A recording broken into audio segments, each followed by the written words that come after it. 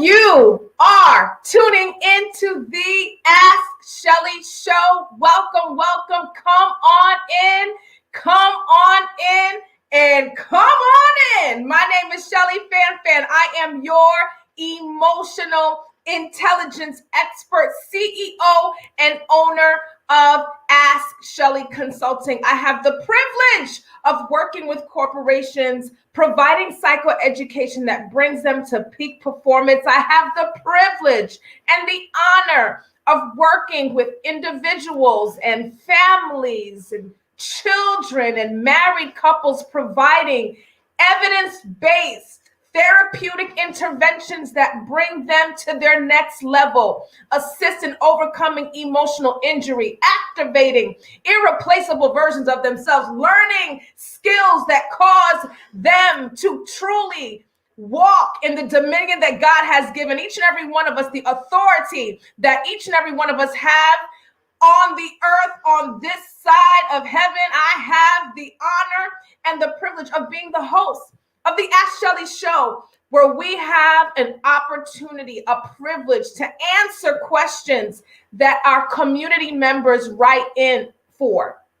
There are questions and people write in about questions about relationships and sex and career and spirituality and mental health, emotions and love and self-love or lack thereof. And I could go on and on and on. And people write in, and I, along with my consultation team, that's each and every one of you, we have the opportunity of providing feedback for entertainment and informational purposes only, in hopes that it will add to each and every person's wellness toolbox. What does your wellness toolbox look like?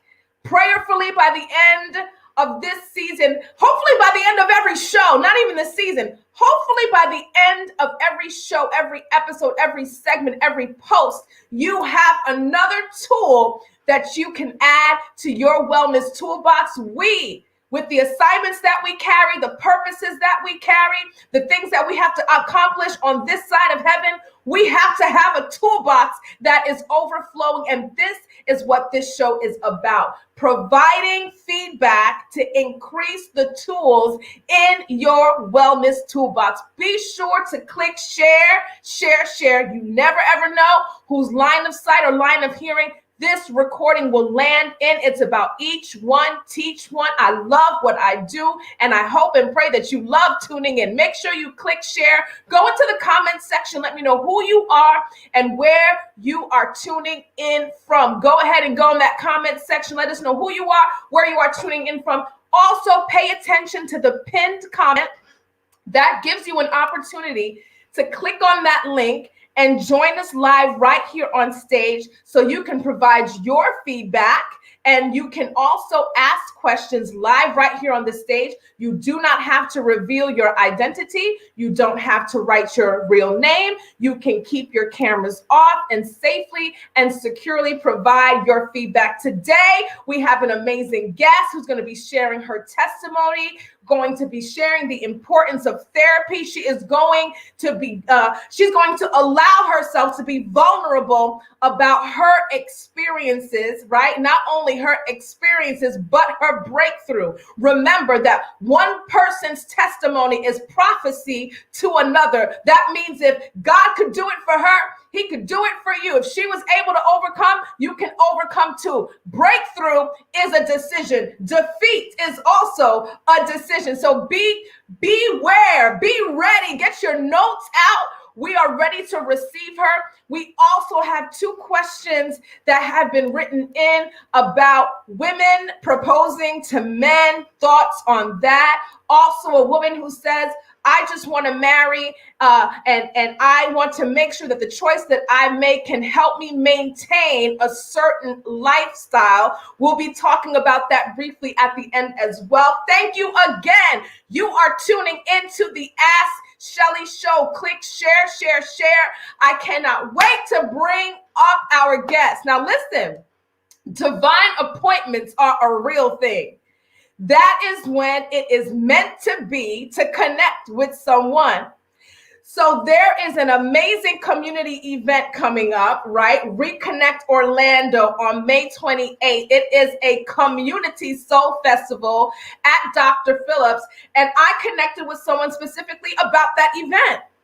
And toward the end of our little meeting, I was running laps in my office, just listening to her testify to how therapy impacted her life. And I said, you know what? I would love for you to come onto the Ask Schellie Show and share with our listeners. So we have none other than Cece. Let me get this straight. I'm going to pull up her bio right now. We have Cece Teneal on stage with us today.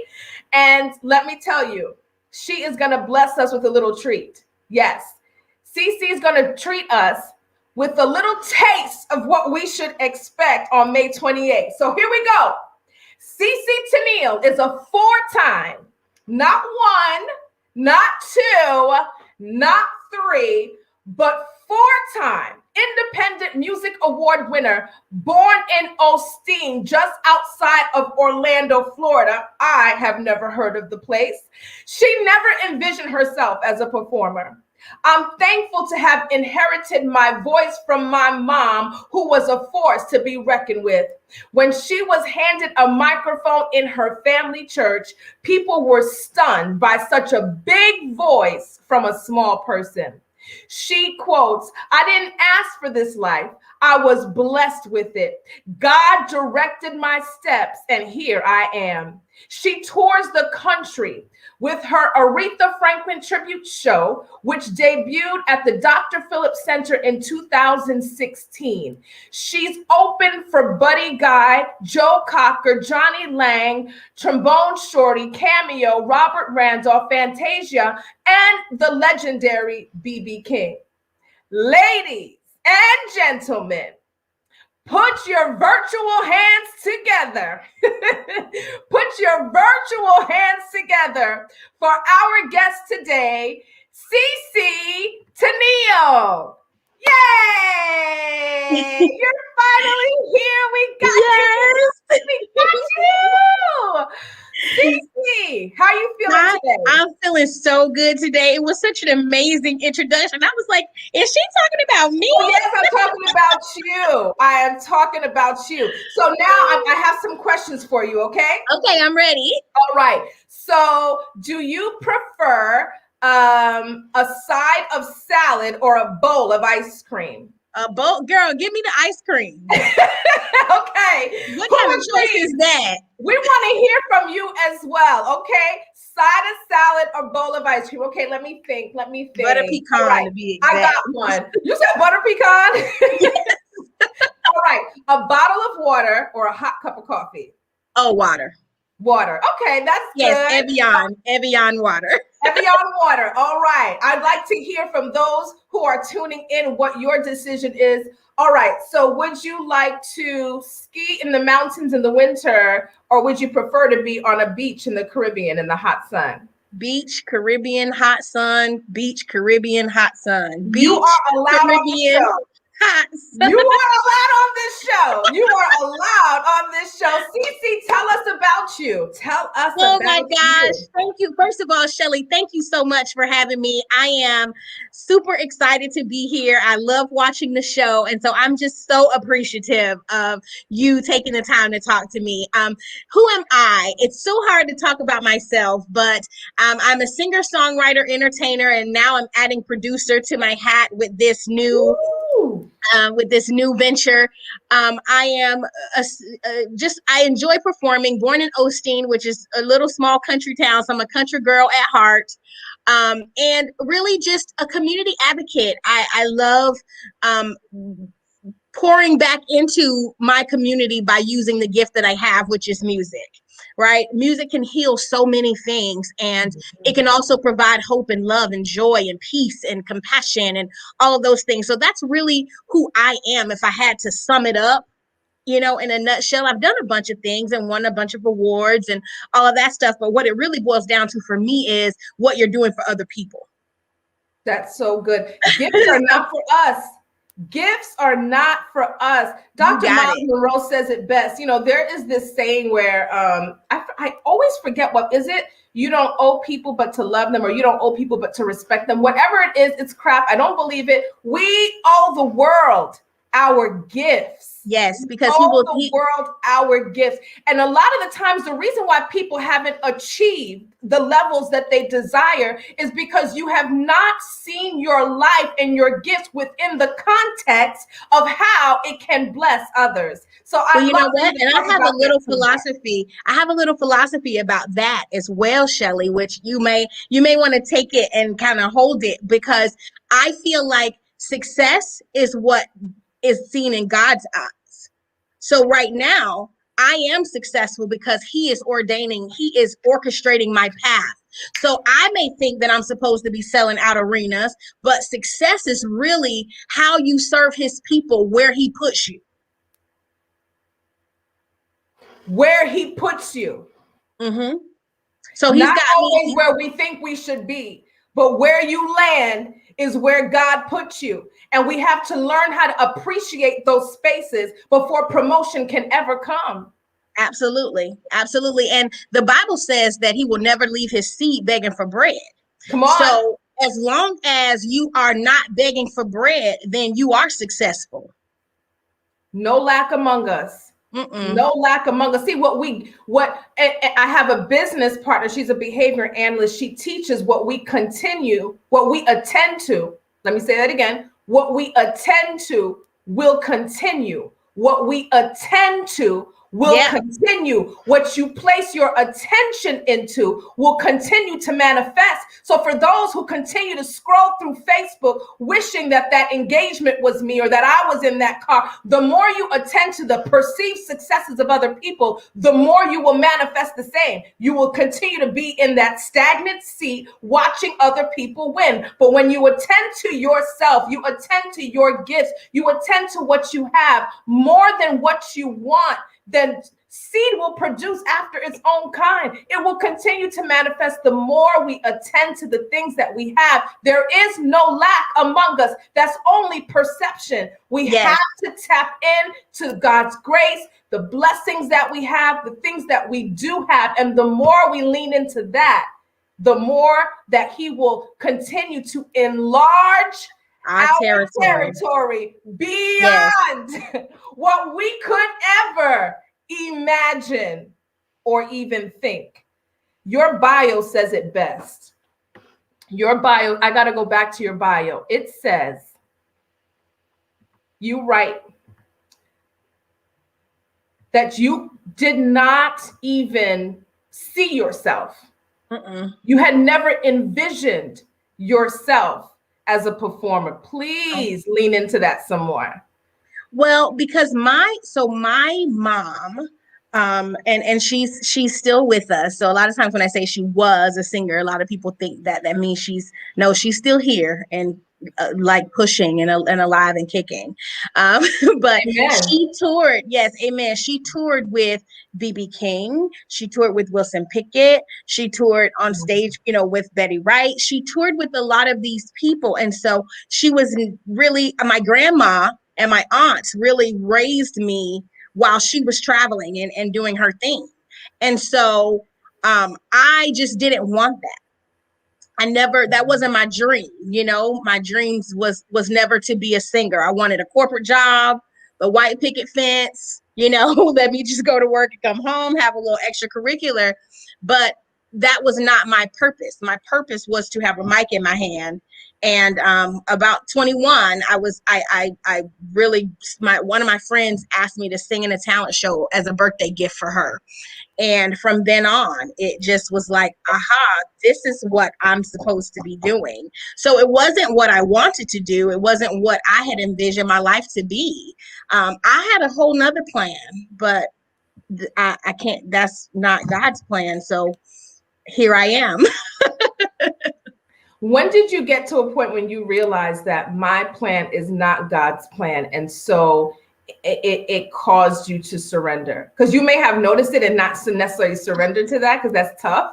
But when did you just buy into that? I think for me, I am So my grandmother always told me to listen to the small, still voice, that God may not come and say, boom, this is what you're supposed to be doing. Like, it could be small, it could be still, and it could be where the plan just kind of works. So I sang in the talent show, like I told you.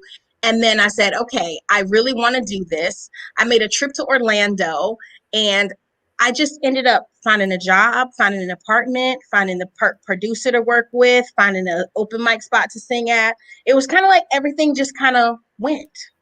And so that was to me. And so when I got ready to make my move, I said, is this what I'm supposed to do? And I just, everywhere I went, I heard yes. In the shower, I heard yes. I just kept hearing his voice say yes. And it wasn't loud. It was just like a gentle nudge that was yes.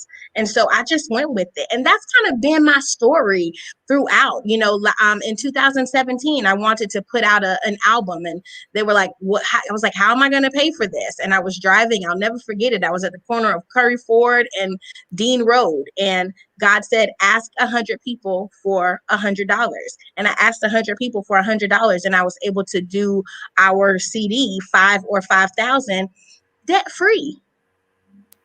Wow. Like, we don't owe anybody for it.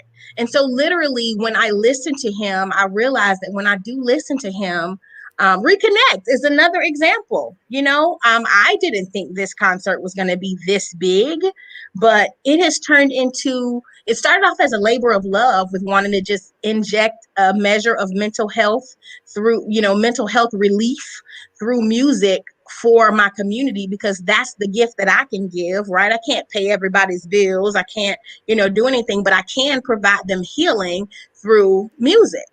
And so it started off as just that, and it has turned into literally where the community is excited about coming together to listen to music and see their friends and, do fist bumps and dance in the aisles and sing like nobody's listening and dance like nobody's watching. It's turned into exactly what it's supposed to be. And I know without a shadow of a doubt that it is ordained by God. My production manager, I call it a show, he calls it a ministry, because everybody who's a part of the show, everybody who is, going to be featured, from behind the scenes to people that are, greeting the guests, everybody plays a role and everybody is excited. I love it. I want to highlight some things before we go a little bit into your story and the concert that's coming up in just a few days. Now, number one, when God says yes, say yes, because sometimes we don't. When God says yes, say yes. My pastors used to always preach about provision and decision. We get it backwards sometimes, where we wait for the provision to come before we make the decision. But that is not the flow of heaven. We have to make the decision and actually walk out that decision, even when it does not look like the resources are within reach. But that you make the decision, you walk out that decision and watch the provision come. God's responsibility is provide resources for you to live out your purpose effectively and in excellence. You mentioned wanting to give some mental health relief in such challenging times.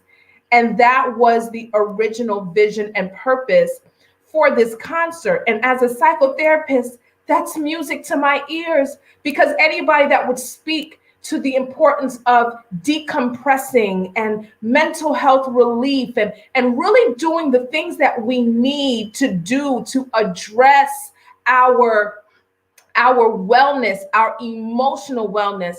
Any opportunity that I have to speak on it, and every opportunity I have to amplify the voices of those who are brave enough to speak about it, I will be there.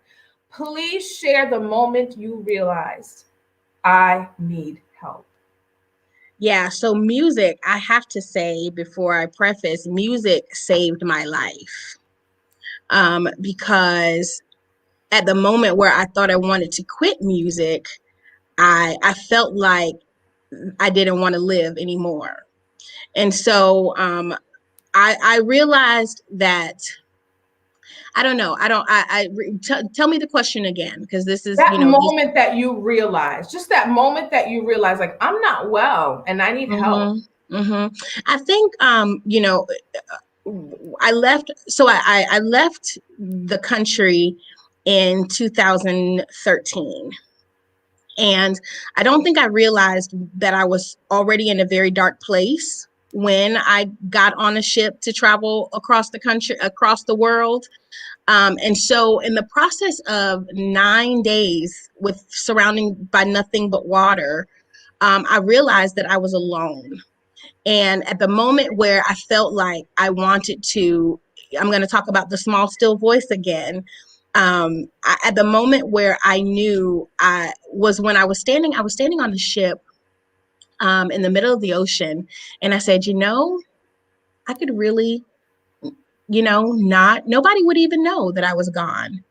And I said at that point, it was the small, still voice that pushed me back from the ledge on the ship. And I said, okay, Cece. And I remember falling on a beach chair, like a beach chair that they have out on the ledge of the cruise ships when you go out. I remember falling on one and I said, I need help. And I remember calling to one of my cast members and he said, what do you need me to do? What do you need me to do? I said, just go get my global phone and I need to call my auntie. And I called my auntie and she was like, you have to come home. You have to come home. And I was like, no, I don't have to come home, but I do need to talk to somebody. And so I started remote therapy. Before remote therapy was popular, I started it on the phone with somebody, but I knew that I had to get some assistance because I never wanted to get to the ledge again. And I was on the ledge, like literally, like no joke, on the ledge. And then the next time I went up on the ledge after having a few conversations with somebody, I took all the antidepressants that I had and I threw them over the ledge because I was determined to live. That's so awesome. What do you say to people who may say that I tried therapy and it didn't work? I know you and I spoke about this. I Yeah. tried therapy, it didn't work. I say that therapist wasn't for you. Come on. Okay. That therapist wasn't for you because what I need for therapy may not be what you need for therapy. I am super strong. I am an A personality. I get what I want, period. Okay. And so I need a therapist that is an A personality that's going to let me have my moment and then it's going to tell me when I'm dead wrong. Right. I see Charlotte McCullough. I'm super, and it's because of her that I've been able to really keep one foot in front of the other. So I would say to people, therapy is what allowed me to have my breakthrough. Therapy is what keeps me in the saddle because I still have dark moments. I still have dark times. And Right. I would say that you have to find the therapist that is for you. Don't give up on the first therapist because do you give up on the first hairstylist? Do you give up on the first doctor? Okay. You have to find the one that is for you, the one that's going to, and I feel like therapists connect with their clients as well on a different level when that client is for them. Like sometimes my therapist will text me and she'll say, hey, are you okay? I know you got this big event coming up. That's usually your trigger points. Okay. How are you? Do you need to talk to me? Like she reaches out to me. So I would tell people, find your therapist. Don't find a therapist, find your therapist. And it's okay when you realize that the vibe is not there, the connection is not there. Not everybody is anointed to do this. And I'll say this first of all, since you have such ties with Charlotte, let her know I'm stalking her because we've been trying to go to lunch for like 3 years now. So tell Charlotte I'm coming after her. I tagged her, so she should be on here. She'll probably join on, but yes. But it is, I remember there was a time I was in this prophetic service, and the man of God, Pastor Rick, who is a pastor out in Claremont, said, there are people that are looking for a soft space to land. They're looking for a soft space to land. And he says, I'm telling you this day, that is not you.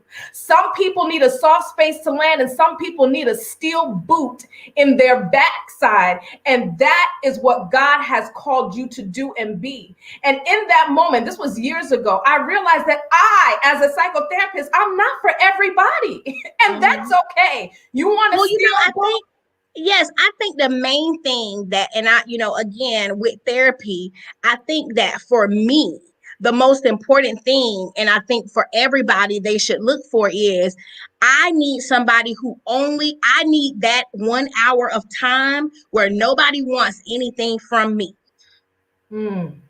It's all about me. And a lot of people don't get that. You have your moms, you got your dads, you have professional people, you have all of those people. And it is important that you understand that I need that hour of time for me. So that's what really keeps me going to therapy, because I know that is a time where I don't have to be accountable to anybody. I can lay all my burdens down on the line. So if I need a laughter session, we have that. If I need to cry for an hour, we have that. It's whatever I need. And I will tell you that some therapists that I've been to in the past, they were so busy on trying to give me their therapy and tell me what they wanted me to do to walk down the path they wanted me to walk down, that they forgot about me. And so it's been very important to me to have a therapist that lets me, okay, what are we doing today? That's always her question. What do we need today? And I think that's very important, that the therapist remain intact with what you need, and that you're not having to be accountable to anybody during that 1 hour, only accountable to you. It's just about you. Accountable to yourself, accountable to your goals, accountable to where you say you want to land. Absolutely. In a judgment-free zone. In a judgment-free zone, in a safe space. And you know what? There's a difference between, because someone says that when I hang out with my girlfriends, that's good therapy. It's not good therapy. I know that we use those words, but technically it's not. Therapy is a science. It's an evidence-based intervention that people have to be credentialed and licensed and certified, registered, all of the above to provide. So when you are with your pastor, you are getting spiritual mentorship. You're getting spiritual counseling. When you're with your girlfriends, you're getting a good time. You're getting accountability. You're getting unconditional support. I'm not saying that there's something wrong with those things. That's absolutely a wonderful thing. But don't mistake that for therapy. I do not get paid. I do not sacrifice or have sacrificed a lot of years of my life to provide advice to other people. It's not about my advice. It's not about my personal take on what you are going through. It is about getting lost in your experience and using every drop of my anointing and every drop of what I've studied to assist you in reaching your breakthrough. That is what therapy does. That's what Charlotte does. That's what I do. That's what Dr. Janie does. That is what the therapists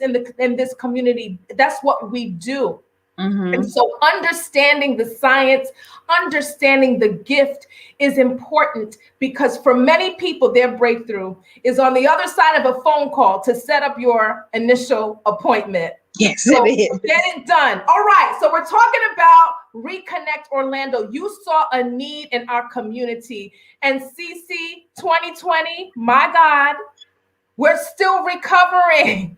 Yes, we are. Even before 2020, though, to be honest, right? Like 2018, 2019, people were like, what in the HE double hockey stick is going on? And then moving into 2021, you saw a need. Tell us about Reconnect Orlando and what people should expect.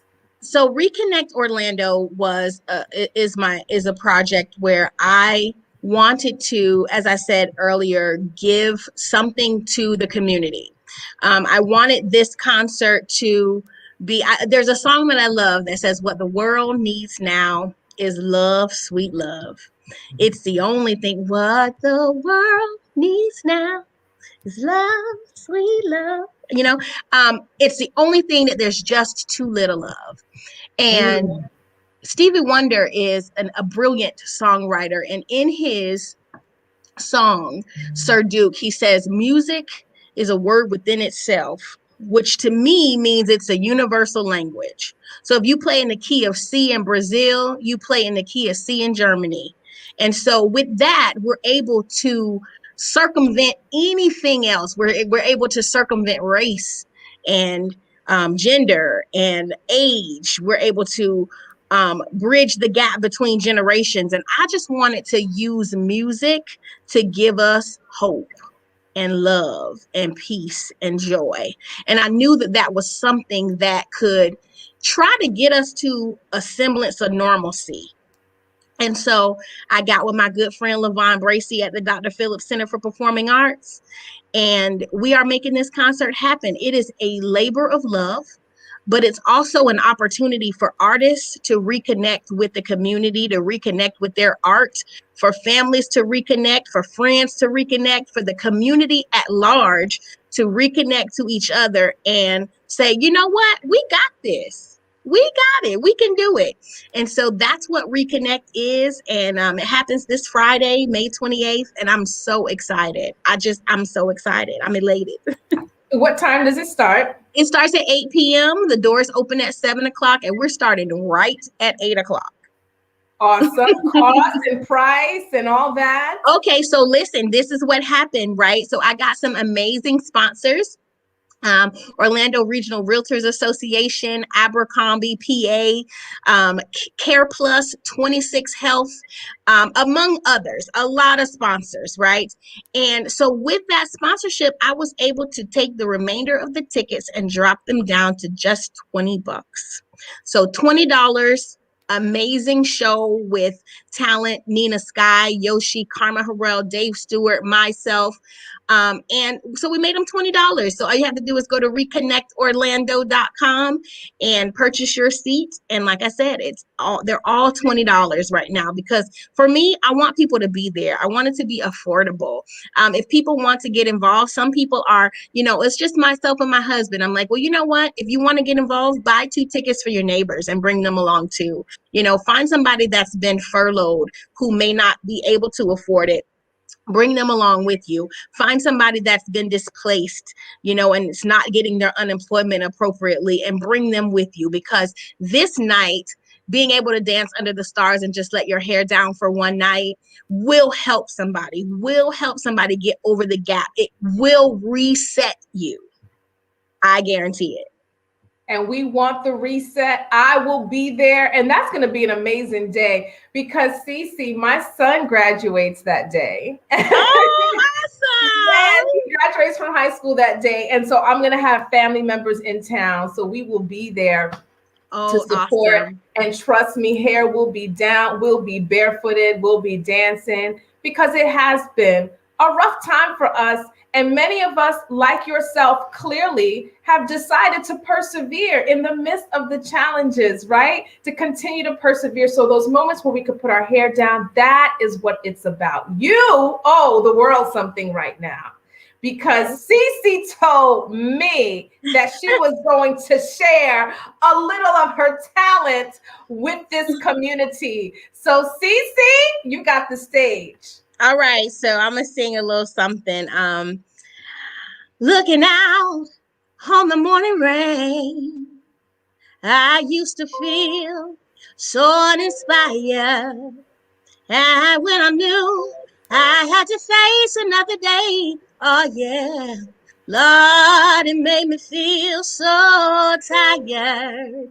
Before the day I met you, life was so unkind.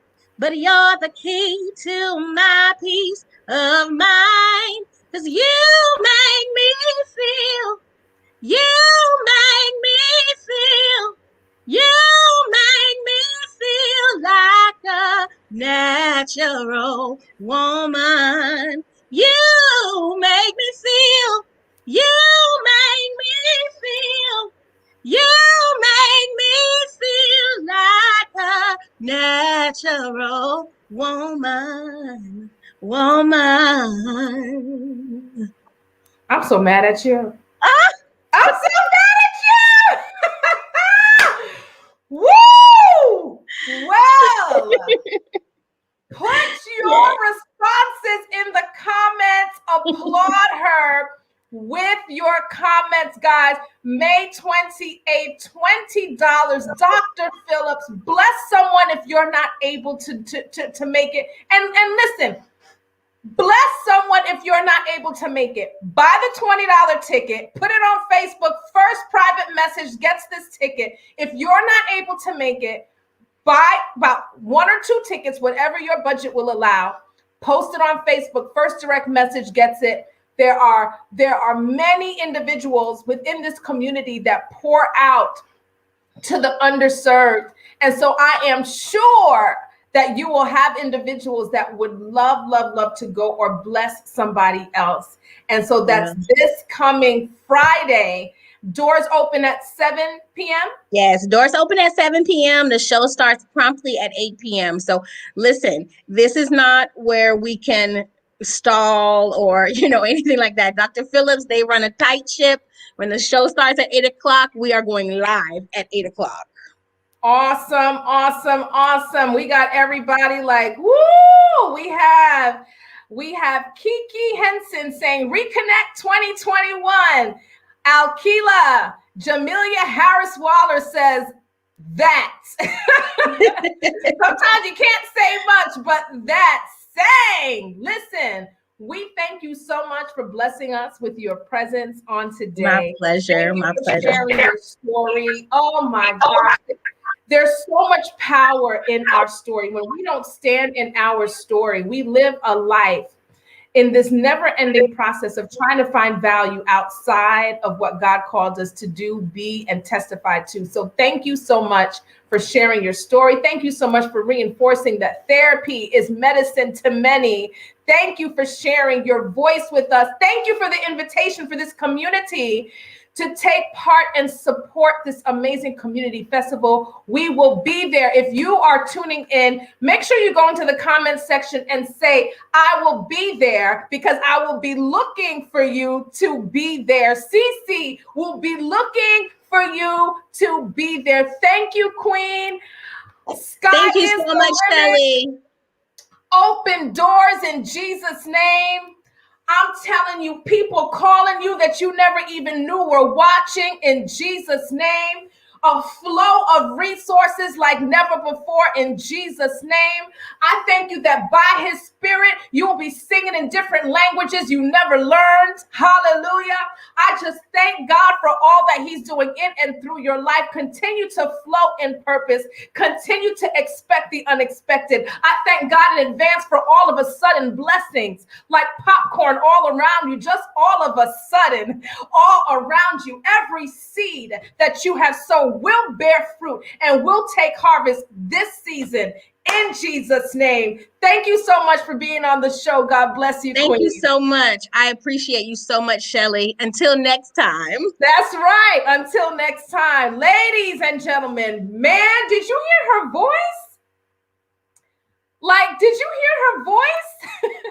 I've always wondered. Now, I have a lot of gifts, don't get me wrong, and I'm going to stay in my lane. I'm going to stay in my lane because what we attend to will continue. So I refuse to attend to everybody else's gift and not my own. But let me tell you, I admire the gift of song. It's just so beautiful.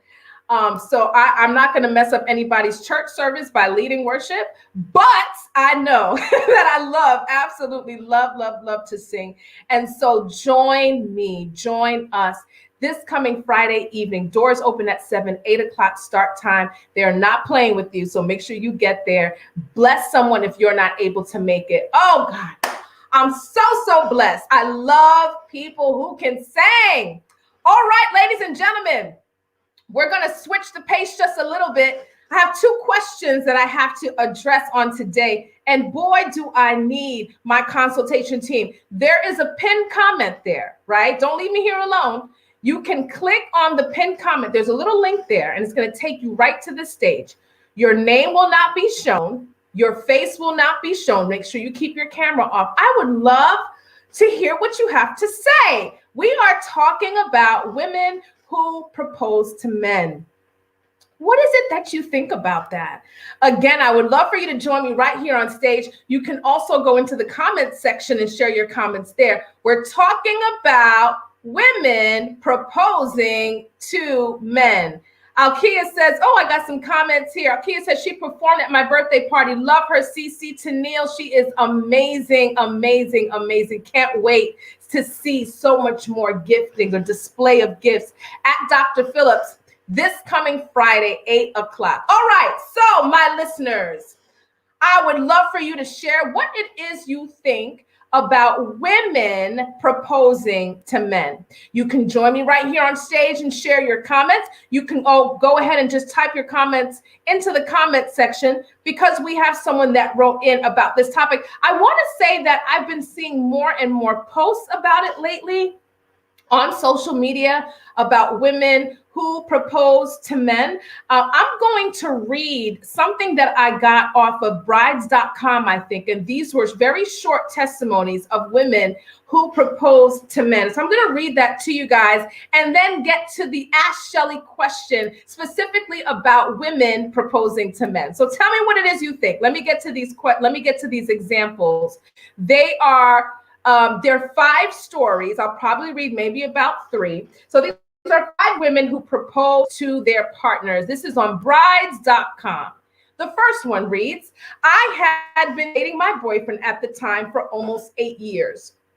We never talked about getting married, but we started dating at age 18, and life was so messy then. Between college, graduating, figure out a post-grad life, etc. When things felt settled and we both had decent jobs in our own place to live, I started hinting at the idea of marriage.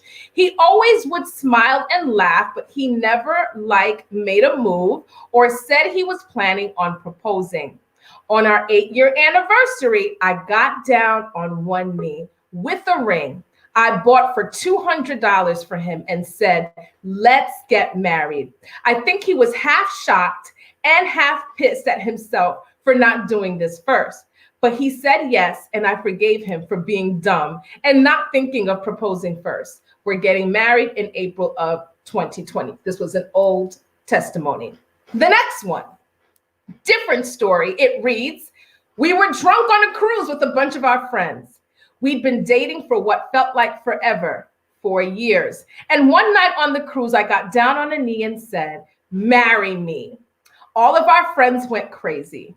Everyone thought it was a joke. It was, but it also was not. 2 weeks post-cruise, he got on one knee and asked me. The last one for today. I'm so against male-oriented traditions. Why should the guy be the one to decide when it's the right time to get engaged? No thanks. I asked my husband to marry me. He was not shocked. He said yes, and our wedding lacked most traditions. I didn't walk down an aisle. I didn't wear a white dress. I didn't toss flowers to single friends. I did things my way, and it was the best night of our lives.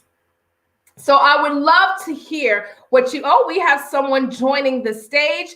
And again, if you'd like to join the stage, you can join the stage live right here to share your feedback or ask your question. And so we have someone joining the stage.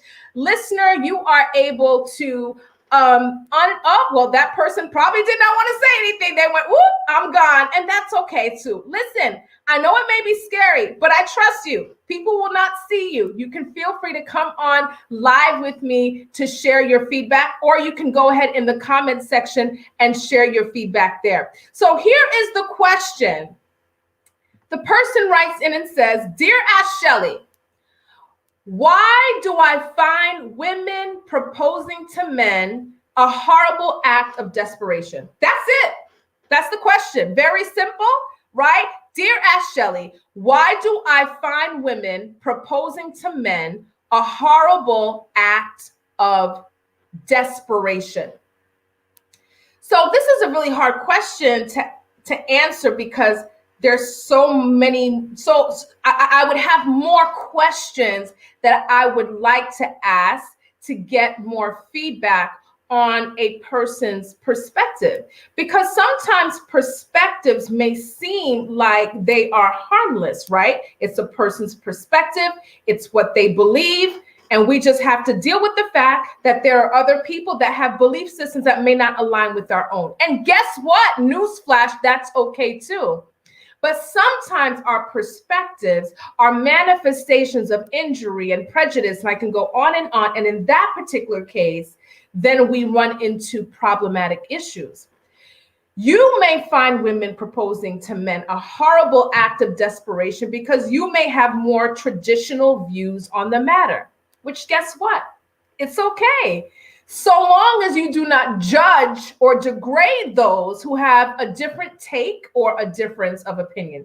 And I want to share this example of what I'm talking about, where when people do it different, it doesn't make it wrong. And if you think that, then you have a cognitive distortion that is called black and white thinking, all or nothing thinking. And that type of thinking, that mindset, will cause great challenges for you in life. And so, as most of you know, proud Haitian American woman. And a lot of my authority figures and women that I grew up with were Haitian, born and raised in Haiti. And when I had children, they would make me feel like the worst parent in the world if they ever caught me and my children out in public and my babies did not have socks on. It could be 95, 96, 97 degrees outside. And if your baby did not have socks on, oh my gosh. Now, for those of you who are Haitian and know what I'm talking about, please go into the comment section and let me know that I'm not by myself. It never made sense to me. It's hot outside. Why does the baby always have to have socks on? But it was just a thing. Even when it was kind of cool out, if it was kind of cool but not so cold, and I chose not to wrap the child up in a blanket, it was always an issue. And so I used to really get frustrated by that. And so the other day, I was in New York, and it was on a day where it wasn't necessarily warm, but it wasn't cold. It was just right. This is about last week. Beautiful weather in New York. And I saw a person holding a newborn baby outside. Now, this was about maybe 7, 8 o'clock in the evening. So it was just getting cool. And my heart starts pounding like this, like, oh my God, like, isn't this baby like less than a week old? Like, oh my God, they're outside. Oh my God, the baby has no socks on. Oh my God. And a friend of mine says to me, you know what? I get what you're saying, but it doesn't necessarily mean that it's wrong. And I was like, oh yeah, that. You know, we just have to remember that the way that we do things, the way that we view things, sometimes, I mean, it's okay. A diversity of thought, a diversity of doing things, it's okay. And so when you say that you find it to be a desperate, I think you said it was an act of desperation. That's your viewpoint. It doesn't necessarily mean that it is. It just could mean that someone is an assertive woman who's sure of herself and sure about this person being a partner, and she's certain about spending the rest of her life with this person. And so she is making this decision to propose to them. I think that it is black and white thinking, or there's some issues in concluding that women that propose to men are desperate. I think that's problematic thinking, and I don't think it's fair. I also think that there may be a little bit of judgment in that line of thinking. So maybe, society has socialized you to have somewhat of an aversion to assertive women. And I'm not saying this to be defensive, because personally, I would not do it. But I also have an open mind and understand that it doesn't make it wrong that I would not do that. And understand that there is a socialized aversion to assertive women. You can Google it right now, social aversion to assertive women, and you'll see all the articles pop up where assertive women are feeling attacked in a lot of the decisions that they make and how they conduct themselves and their lifestyles, because of just society's views on women and male roles, especially when those views are traditional in nature. So, having said that, It's hard for me to answer the full why without asking a plethora of other questions. I do, however, encourage you to take self-inventory about the things in your life that you deem wrong because it does not align with your own belief system. That black and white or all or nothing thinking, let me say it again, that black and white or all or nothing thinking can cause significant unhappiness and frustration in your life. All right? Next question. Dear Ask Schellie, I am a high achieving woman who is looking for a man that can handle the lifestyle I want to live. Love and companionship will come eventually. Is there something wrong with that? Okay. And so I would love for my listeners, the rest of my consultation team, to go into the comment section and let me know exactly what you think. You can also go to that pinned comment, click on that link, join me right here on stage and share your feedback. And you can also share your question live with me right here on stage as well. So dear Ask Schellie, I am a high achieving woman who is looking for a man that can handle the lifestyle I want to live. Love and companionship will come eventually. Is there anything wrong with that? Well, as many of you know, I work with married couples often who are trying to stay married.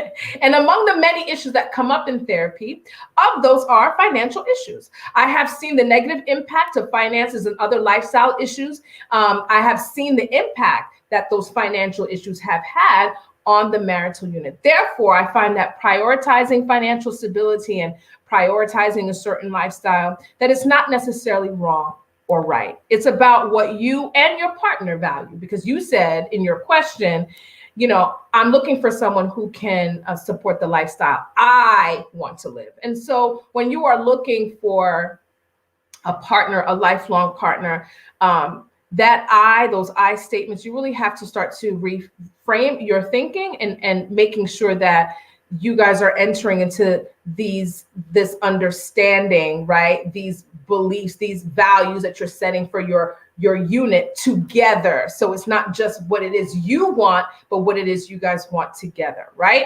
And so having said that, it is about what you and your partner value. It is also important to note that there are other factors that have a stronger impact when it comes to cultivating happiness in a marriage.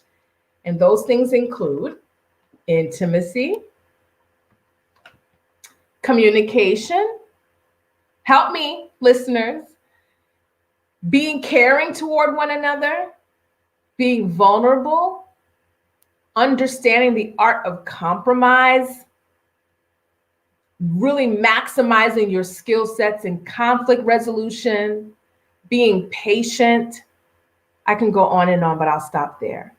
So without a lot of what was just mentioned, you can have all that in a bag of chips. You can have the lifestyle that you want, but it doesn't necessarily mean that you will achieve lifelong happiness. And that joy that people sing about, that the world can't take away, you can't necessarily achieve that with lifestyle alone. There are so many other components that are necessary when it comes to a healthy marriage. Having said that, when you say, is there anything wrong with that? Well, you have to answer that question for yourself. Where does that come from? That is your only priority, to have and have maintained, that your primary goal is to find someone that can help you maintain a certain lifestyle. Because if it comes from past emotional injury, where you have felt like, I can do without all that love stuff, I can do without all the other stuff on your list, been there, done that, don't want it. If that's coming from a wounded place, then I would say that there is something wrong with your perspective then, because it's rooted in pain and injury. And you can heal that with being intentional about getting the help that you need to overcome your relationship wounds. So again, that question is for you to answer. If those are values that you and your loved one have together, and you guys are entering into this arrangement, having the same values, then that's what you guys value. I just know as a relationship expert and being in this field and having experienced a failed marriage myself, understand that there's so much more to achieving true happiness and never-ending love and commitment and intimacy with another person, so much more than just a lifestyle. So I would caution you to really put some more thought into that. Sit with a professional, really dig deep, so that you can really discover where that desire is rooted in. I hope that was helpful. Oh boy, my consultation team. So we have Alkia on, and she says, to each his own. If the couple have been dating for some years and maybe the female is ready to move into commitment and asking or either telling the gentleman that, hey, we either going to get married or we're going to be friends. You choose. But I would say giving him a choice. I'm just kind of letting the gentleman know that can keep milking a cow for free, and you even gonna buy the cow or you're gonna keep it moving. And so what she is referring to is the whole topic, right, of women proposing to men, and how, listen, to each his own, she's saying, nothing wrong with a woman that wants to move into higher levels of commitment, right? And nothing wrong with telling the man, hey, listen, I can't let you keep milking this cow. That's not happening any longer. And she's saying it's totally okay to communicate that. She says he can't keep milking the cow. LOL. He need to buy it. Buy the cow. Don't allow yourself to be milked. And she says, great point, Schellie fan. Thank you so much for tuning in, Queen. Thank you so much for your faithfulness, all your shares, and for each and every one of you who are tuning in. Thank you so much for tuning into this week's Ask Schellie segment. Make sure you go into the comments. Let us know what you think about women proposing to men and women dating for lifestyle. I had someone say recently, I heard a comment. One person was speaking to another and said something to the effect of, I sold my soul for a lifestyle. That was a pretty deep comment. And so I just want to caution any woman who has the same beliefs or the same desires to be very careful with that, because lifestyle cannot give us never-ending joy. It just cannot. Let me say it again. Lifestyle cannot give you joy, happiness, fulfillment, purpose, meaning. It just can't.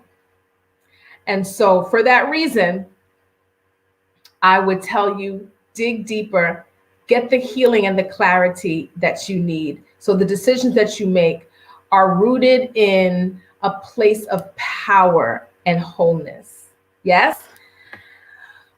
Okay, and we have Alicia Andrew Watts. Hello, Queen. Thank you, sis, for tuning in. She says, oh, it's a hard no. I wonder what you're saying a hard no to, whether it's men proposing to women or women marrying for lifestyle alone. Please let us know what you're saying. Oh, it's a hard no to.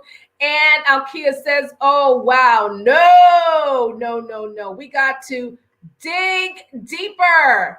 Dig deeper. Get the healing that you need. A lot of our perspectives just need healing. And in that healing, our perspective changes. And when our perspective changes, our entire world changes, simply because our perspective has changed. And Alicia Andrew Watts says, women proposing to men. She says that is a hard no.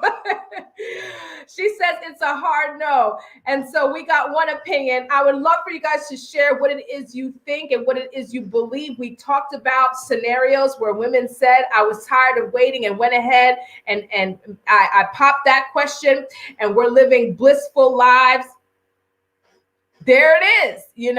Like I said, I personally would not. I have very traditional views. However, I also understand it's important to not judge others when their belief systems are different and don't align with our own. That is called all or nothing thinking. And that black and white thinking can cause us to live very frustrated and unhappy lives. Having said that, we have come to the end of our hour. Thank you so much for tuning in to this week's Ask Schellie Show. I had the privilege of spending time with Cece Teneal, who is inviting the community to the Community Soul Festival this coming Friday. For those of you who live in the area, right here in Orlando, Florida. If you live in the surrounding area, take the trip. If you're out of the area and can't make it, buy the ticket, gift someone that lives in this area, sow a seed, be a blessing to others. It's going to be amazing. She gave us a little sample of what we should expect to hear on this coming Friday evening. Be there. For those of you who tuned in today and you heard something that made you think like, you know what? I may need to sit down with someone. There's something that was said that causes me to feel like maybe I need to sit down with someone and just go a little deeper. If that's you, you can email info@askschellie.com and get your appointment. You could submit your own questions confidently, with confidence, right? With confidence, it's confidential, with privacy. We don't share your information. We don't sell your email addresses to anybody and all those other craziness. You could just send your questions to info@askschellie.com and I'll highlight it on a future Ask Schellie show. To book me as a speaker, as a keynote speaker, as your hostess, to bring fire to your event, you can do so. You can book me on my website, www.askschellie.com. You can also book appointments with me on the website. You can book a consultation with me, again, on www.askschellie.com. You can also buy my book, a book that I'm a collaborating author for, Struggling to Keep the Vows. You can do that on www.askschellie.com. You can subscribe to my YouTube channel. Look for the Ask Schellie channel on YouTube. Subscribe, and you will have access to over a year worth of Ask Schellie shows where we have highlighted topics from sex to porn addiction to alcohol addiction to relationship success to mental health, suicide, parenting, you name it. You can find it all on my YouTube page. Thank you again for each and every one of you who tuned in. I sure hope that you are able to add tools to your wellness toolbox. It's 2021. It's May of 2021. In order for us to continue to prosper and persevere and do all that God has called us to do, we have to have wellness toolboxes that are overflowing. Wellness toolboxes that are overflowing. You should be able to take your anger from a 10 to a 6. You should be able to take your anxiety from a 7 to a 3. You should be able to take junky thinking and thoughts that do not serve you and reframe it. You should be able to see a text message that you're about to send and say, you know what? Not right. This is not going to serve me, and erase it. You should be able to handle people that do not respect you, right? You should be able to handle those situations in power. We should be able to respond and not react. The way that you do that is maximizing your emotional intelligence, assuring that you're learning the skill sets that will cause you to walk in power. It is your responsibility to make sure that your wellness toolboxes are overflowing. That's a choice. And so you are encouraged to press share. Do what you need to do to self-develop.